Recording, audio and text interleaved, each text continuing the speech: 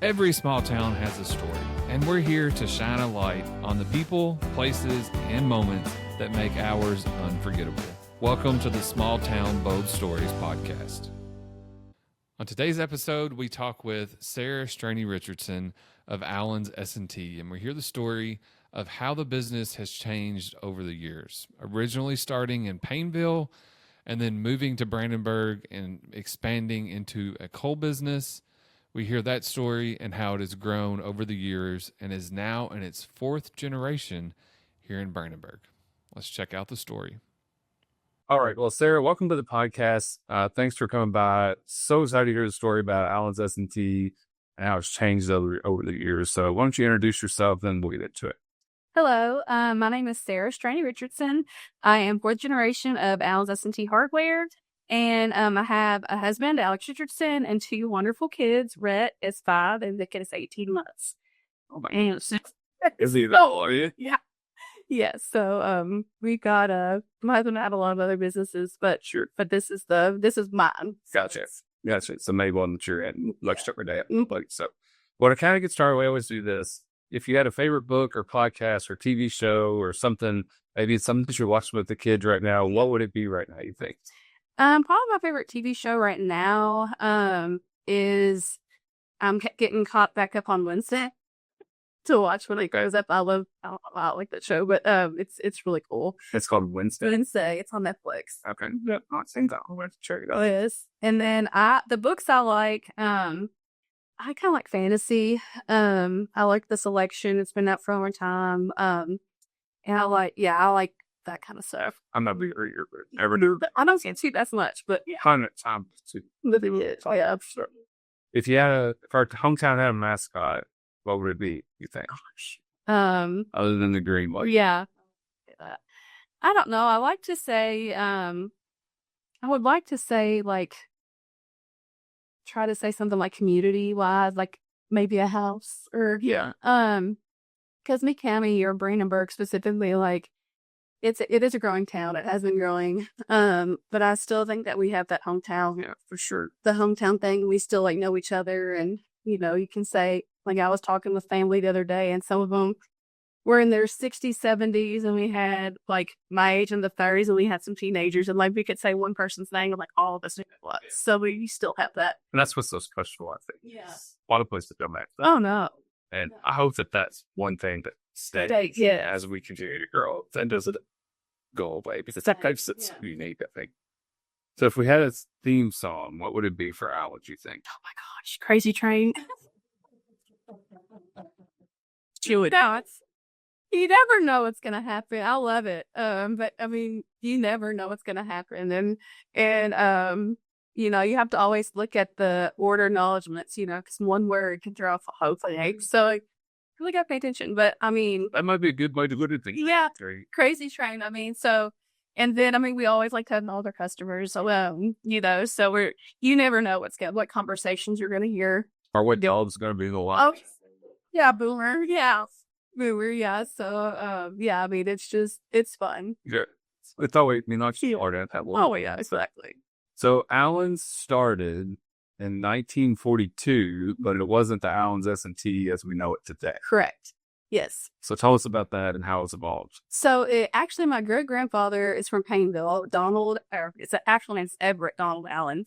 And he's from Paineville, and he actually had a bar and like a country store. Okay. Had it in Paineville. And Red Ditto was selling the coal service in Brandenburg. And he bought it, and they moved from Paineville, and Red already had a house there, so that's where they lived in front of where the store is now. Like where the store is right now. There's a house there. There's a house. It was actually a Sears and Roebuck house. Wow. Literally no nails and screws in it. It had pins to hold it all together. That's actually my Uncle Mark's garage now. Wow. Yeah. But that's where they lived. And it started as a coal service. He would go to the Brandenburg station right out here and pick up the coal from the trains. And I think there were like 4 or 5 different types they'd get. And he'd buy it by the ton.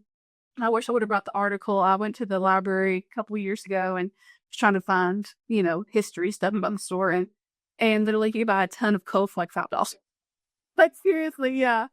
And so, which really cool to say, oh my gosh. But yeah, that was something they did in the summer. They would go pick up the coal in the summer, and they would deliver it the summer. And the customers would pay on it all year. You have all year to pay for your however much you. They deliver them in the summer, though.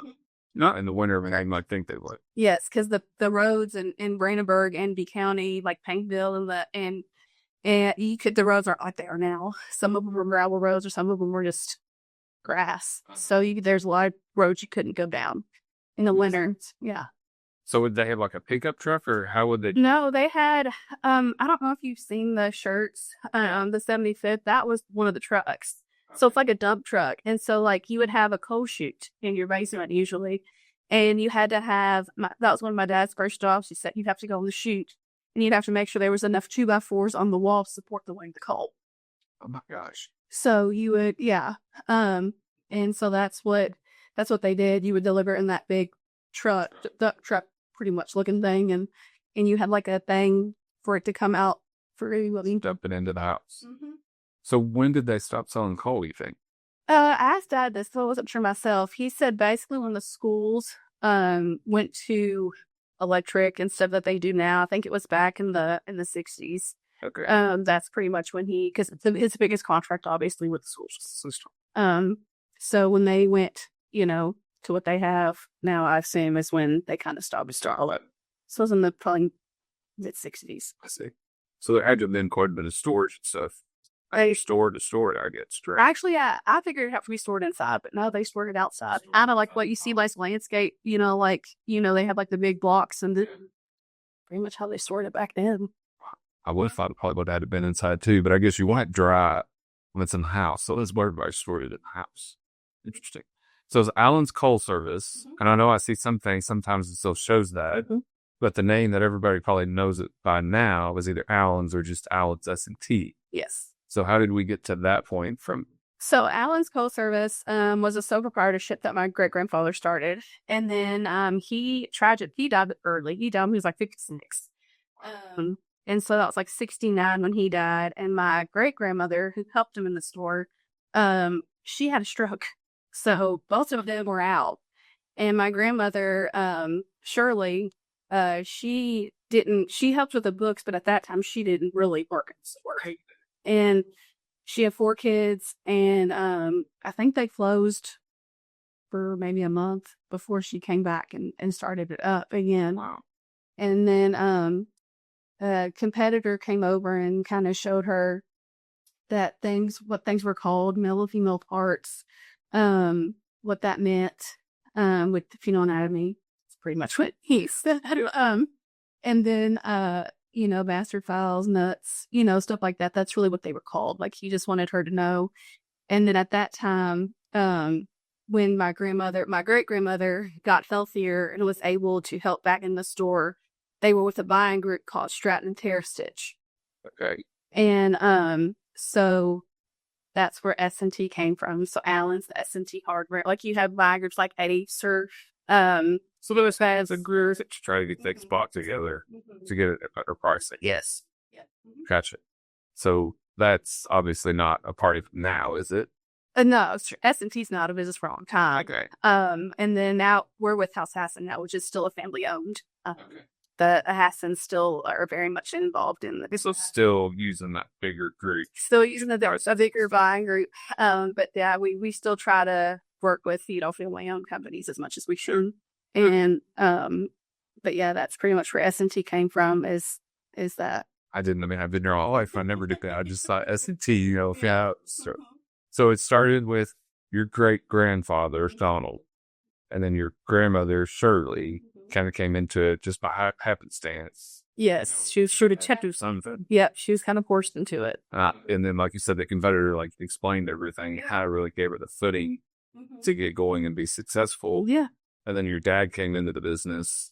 He came in 79. He graduated from Western, and the economy was poop, basically. And so there were not any jobs in the field that he graduated with. He has a BS. And so he came back. He knew Grammy needed help. So he came back to the store, and he not thinking he would stay there. So he didn't want to stay there. It's so at the time, yeah, I know. I mean, obviously he had to let it son what to say, but he never thought that he would be there. And then, but that's one of the things, like, when my brother and I grew up, he wanted to make sure that we weren't forced into it. Like, he was like, no, do something else. Go to college, do whatever you want. Like, I don't want you all to feel like I did and feel like you had to come and stay in. Wow. And wow. Mm-hmm. So what do you call your grandma's trailer? Granby. Granby. Is there a story behind that one?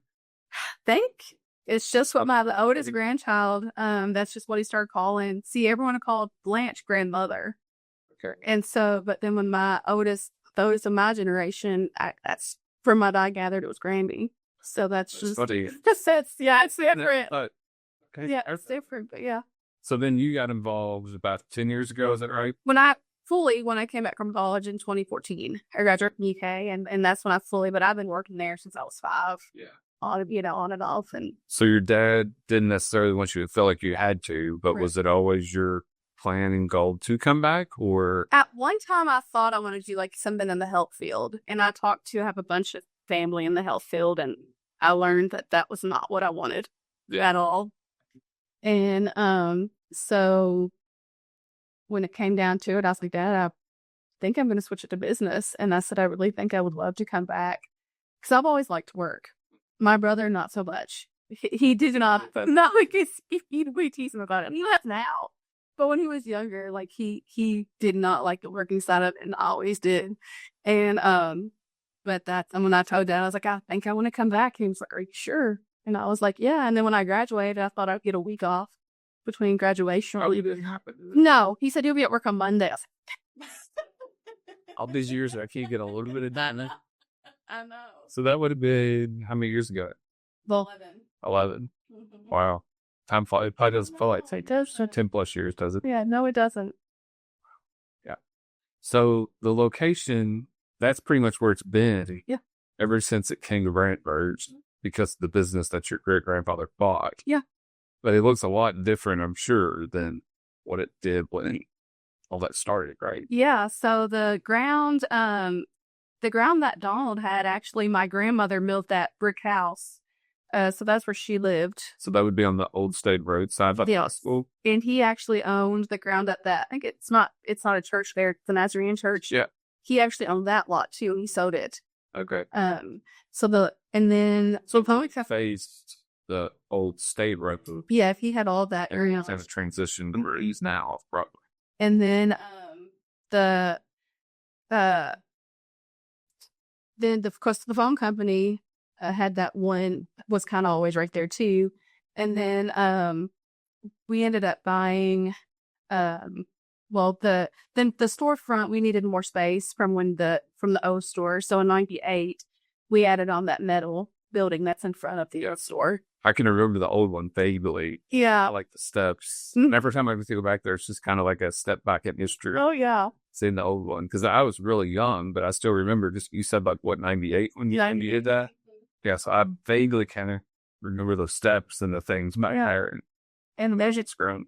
And then in like early 2000s, when the Falcon Company moved to where they're at now, we bought one of the buildings where they stored like the wire, and then that lower lot. Okay. So we added that into our repertoire. So there's a pretty big piece. 11 or 13 acres. Yeah. Wow. I was thinking maybe 3 or 4. Not that big. That's a big piece. So, like, product-wise over the years, it's obviously evolved from coal. They had coal, and my great-grandfather, he cut cedar logs, and he cut lumber for people brought in like trees and stuff. He would cut the lumber, and if they could afford to pay him, they pay him in cash, but if they couldn't, then he cut half of that lumber. Okay. And actually, on the coal side, they have the big scale, like that they had to weigh like the ton on. And Dad was telling me that the fair board back then, like, 40s, 50s, 60s, they would actually bring the horses and stuff down there to be weighed. That's probably all they scale. Yeah. To do something like that. So they would stay there late and weigh that stuff for him. And I don't know when it was, but he said they eventually sold the scale to the fair. I'm sure they don't use it today. Yeah. But they sold that scale to the fair. Interesting. Yeah. Interesting. And then so he would tape and bring, like, people could bring logs into the store, and he'd rough cut them maybe take them back. Yep. If they couldn't pay for it, he'd just keep a portion Keep that. and then use that for the store, I guess, to sell. Use it to sell or build whatever, And then when he would the cedar lumber, they were having a big termite problem in Florida, and he would take the cedar lumber to Florida, and he would buy fruit and vegetables, and he would kind of peddle that on his way up and keep some, and sell here in Brandenburg to have fresh produce in the winter. And Dad always said, of course, he died before I was born. My dad said he always would say, never make a wasted trip. And I guess that was so much truth in yeah. So that's where that, so if you make always go down full and always come back full, probably. And then they had some hardware then too, and I think they had concrete and some lumber. And then once coal totally phased out, they focused more on the lumber and hardware and paint. I think they had a few toys, and then my grandmother loved dolls, so she used to have clothes for dolls. She didn't make them, but my great grandmother, she had clothes for dolls and stuff that they'd sell. And then Granby Shirley was kind of scared of the lumber, so she kind of backed away when she kind of came into it. They still had some, but she was scared of it, I think. She didn't know how well it would go over, because back then men didn't want, women and, selling of that kind of stuff, because that just didn't happen. Oh, yeah, it's probably heard of them. Yeah. So they had that. And then when Dad came back, he learned how to read, like, takeoffs, like blueprints. And he brought the lumber back, and then that's when we bought the lower lot too. And he'd been there a long time, but that's one of his things. So Granby fully retired. He brought that back in, and then we still have paint. We still have a lot of hardware.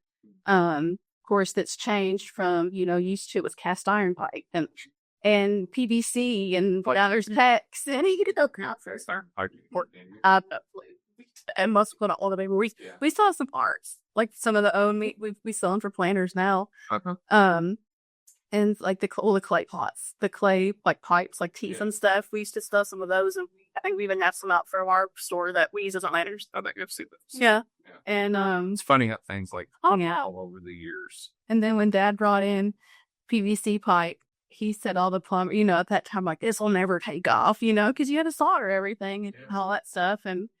And so it definitely took off. It did. I mean, yeah, PVC, and like now there's PEX, and that's what everything. Yeah, your selfers love PEX. With the shark bites and or PEX fittings, and and then now that I'm back, I would like to eventually expand the store and have more selection. Emily does very well with cabinets. We do sell cabinets. We have rebar for your foundations. We sell windows, doors, vinyl siding, metal.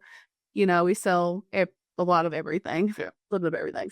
I think one of the things that people take for granted and they don't realize is, local stores like yours, the expertise and the knowledge that's there. Mm-hmm. And I can't tell you how many times I've gone there, your dad or Alex or somebody, take something in there. It's like, I need this. Mm-hmm.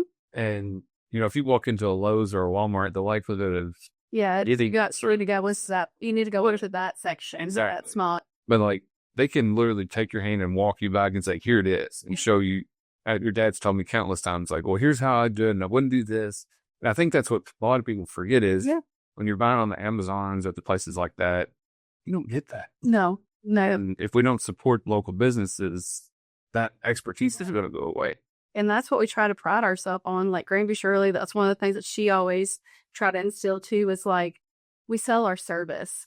There's still loyalty, but it's not as big as it used to, like now with the big boxes in E-Town and the internet, and you can go see, they have for this, will you price match?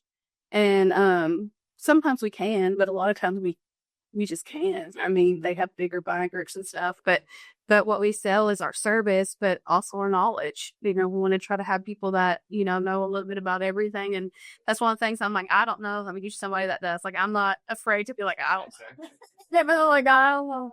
Just tell them. That's just be upfront with them. So you talked about, women in business and those, your grandmother started out kind of struggled with that as a female in business. Like, how has that changed over your time starting in the business when you were 5 years old? Yeah. And I think. Well, with Granby, she used to come home and take apart she would take apart her sink and put it back together. And Really? Yes. Just so like good practice Just from to it? learn. And with her electric box, they said she would take it apart and try to, right? Fine, I haven't done that, but yeah, that's what she did to learn. Don't do that in Halker. Yeah, at least don't. Call an electrician. But no, she she had a lot of things. One of the stories she likes to tell is when she first came in, this one salesman said, "Shirley, you're gonna make it through. We're not gonna load you up. We're gonna just get what you need." And she was like, "Okay." And then she said 5 years later, she thanked that. So I was like, "I really appreciate your support. Like you really made me think I could do it." He said, "I'm glad you did." Because I said, "No, she's trying to be supportive," but she said, people didn't, they didn't sell you what she didn't need. Like they were all very conservative. Yeah, they were all very conservative with, what they ordered and they really cared. That's good. And so that was one of the things that, she said helped her make it. And then like for me growing up in the store, you got fired every day, you said, right? yeah. Oh, one summer my grandmother fired me every single day. You're still here. Yes, I was still here. I think one time it was for being up front before I was like supposed to be. One time I think I dusted something wrong. I don't know. Every day, literally, my dad like, "What you fired for?" Like, I don't know. But yeah, I showed up. I showed up and she didn't know. But smart at all. She probably though. She is. I love her to death. She would give her shirt off her back to anybody. And she's actually known for people don't know this, but like if someone's having a hard time, like she's known for her cards. She'll send cards and It's all art. Oh, it is. And people all the time will come and be like, she wrote me like the sweetest card, and that's I need to do better on. Yeah, those little things mean a lot. Yeah, it was. But growing up in the business, like with that, I mean, that was my example. So like I wanted to be like her. I didn't want people to walk all over me. I wanted to know. I wanted to learn. And so from a young age, I paid attention. Like my dad would talk about how when Kim would do the drawers, how I would just watch her, and I learned how to do the day process by the time I was 8. And I think I missed one step. And then yeah. And then when we built the new store, we had to go through and put all the pegs and all the clear. And yeah, it was terrible. But I had my little Rubbermaid. It was like a 1-step stool, but it opened up, and I put my pegs in there, and then I had a nail apron on, and I put the plastic ends in there. System. I did, and my dad laughed because I would do like 3 times as much in a day than like the 4 year I was working there. And so, like, he would, and I said, "We're smarter than I are." Now, I'm sure I didn't say that, but it just made sense to me at the time. Like, that's what I should have done. Yeah. But I've always tried to do that. And then, like, once again, Granby Shirley, yeah, she's amazing. And so I wanted to instill that. And I mean, used to you would hear I need to see a man, even. I mean, that still happens today, don't get me wrong, but it's less and less. And then, even guys that'll come in and they'll be like, "I didn't think you would know it, but you helped me." So, I mean, even they'll, like. Still a little bit condescending, but please give me the benefit of the doubt. And so that's kind of, and a lot of times now, since Emily and I've been there, and Kim, Barb, like they've known that, we do have, like you talked about the expertise, we have quite a bit of it, so they don't care to come to us, and Makes sense. Yeah. So you told me one story about Sap's shoes. Yes. So tell us about that, because it's kind of we talked about S&T and what S&T Stratton and Tear Stitch really stood for. Yeah. When I was like, this goes with it. When I was probably 7 or 8, I asked her what S&T stood for because I didn't know. And my grandmother's name was Shirley and my dad's name is Steve. So they told me it stood for Shirley and Teve. And so I believe that's like, well, that's really weird. So okay, he's down. Yeah, I was like, that's really weird, but all right, whatever. And then both of their initials are SAS. So they told me they owned my grandmother always wore them. They told me they owned SAS shoes. Oh, that's really cool. So unknowingly, I can't tell you how many people I lied to, and from like when I learned at like 10 or 12 that was not the case. Yeah. So, yeah, so SAF Shoes is not owned by my dad. And Shirley and Team is not what S&T stands for. It stands for supply. Stratton and Terrace is what it stood for, but we say it stands for supply and tool now. But yeah. That's funny. Well, and you talk about getting fired every day, just like the family struggles. I think that's a lot of people probably don't realize. It's a family business. Like, you can't leave it at work. It goes home with you. So that's probably been a challenging thing to get used to. It was like we talked briefly about it before the interview. So my dad and my grandmother, watching them in the store was rough. I mean, they would fight. You would hear things you wouldn't think you would hear from your dad or your grandmother. I can't tell how many times our grandmother said, I'm just going to die in the store and hear her cry. And there's literally a running joke between Dad and my grandmother that whenever Granby does die, which hopefully is not for a long time still, that Dad has to play I'll Be Glad, and when you did, you rescue you. No joke. It's a thing. It's their running joke. And Granby says if he doesn't play it, she's just kind of hungry. And that's another. We thank Donald. We swear that there's ghosts in the store. So I think I came over one morning, like right at opening, and the front door was open. Everybody was trying to figure out like how the door get open. It could have been us. It could have been that. I mean, who knows? No, but yeah. But I'm sorry. Back to the question. No, you're good. We're just kind of wrapping things up. So you kind of alluded to it, but like, what's the next 83 years look like for Allergy? Think my goal, because I kind of like my dad. I don't want my kids to feel like they have to come back. So I would like it to continue. But I would love to take it to at least 100 years, if not more. I'd love to expand and have more choices. We don't have a whole lot of lighting options. A lot of our electrical stuff, we need more. We just need more. Yeah. We have your nitty gritty, but it'd be nice to have a selection. But that's in the next 5 or 10 year plans. Because eventually Dad will, eventually he'll want to retire or go back to 3 days or so. I don't know if it'll ever happen. He says it will. Yeah. But that's what I would like to do. I think 100 years is for sure doable. Yeah. And then I'm not great at it. I'm still a novice. But he's teaching me how to do takeoffs for blueprints. And I learned more about that, which is good. And, we've got good staff right now that knows how to go and measure windows and doors, and that will actually come out and do that. And so that's nice to have knowledgeable staff. Yes. Cabinet design. We do the same thing.